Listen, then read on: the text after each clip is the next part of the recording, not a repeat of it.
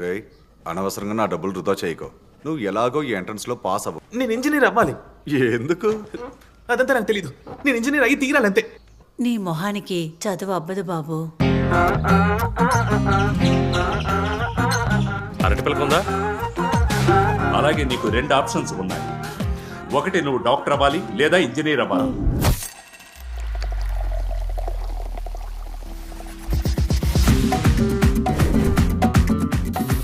ఇప్పుడే ఇలా ఉంటే పెద్ద అయ్యాక ఎలా తయారవుతారు? ఇలాంటి వెధవల్ని జన్మలో మార్చలేదు.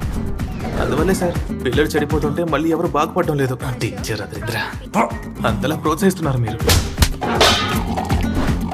తను నన్ను చూసినప్పుడల్లా నవ్వుతుందిరా. తను నన్ను చూసినా నవ్వుతుందిరా. Happy birthday. వాడు కూడా అమ్మాయిని చూస్తున్నాడా? నువ్వు నేను కాక మూడో వ్యక్తి.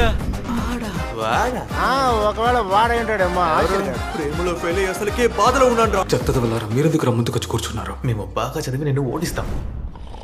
మనం 10వ తరగతిలో ఫెయిల్ అయింది మంచిదైందిరా.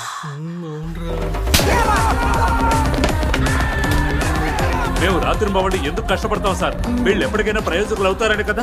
నేను ఉద్యోగ ప్రయత్నాలు చేస్తూనే ఉన్నాను రా. దొరికితేనేగా. ఇదేమైనా బాగుందా?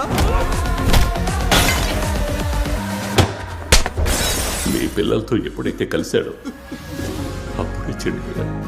ఒకడు హీరో అయ్యేది ప్రేమించిన అమ్మాయిని పెళ్లి చేసుకున్నప్పుడు, చదువుకొని డాక్టర్, ఇంజనీర్, కలెక్టర్ అయినప్పుడు కాదు. అది మిమ్మల్ని మీ నాన్న మనస్ఫూర్తిగా అంగీకరించినప్పుడు.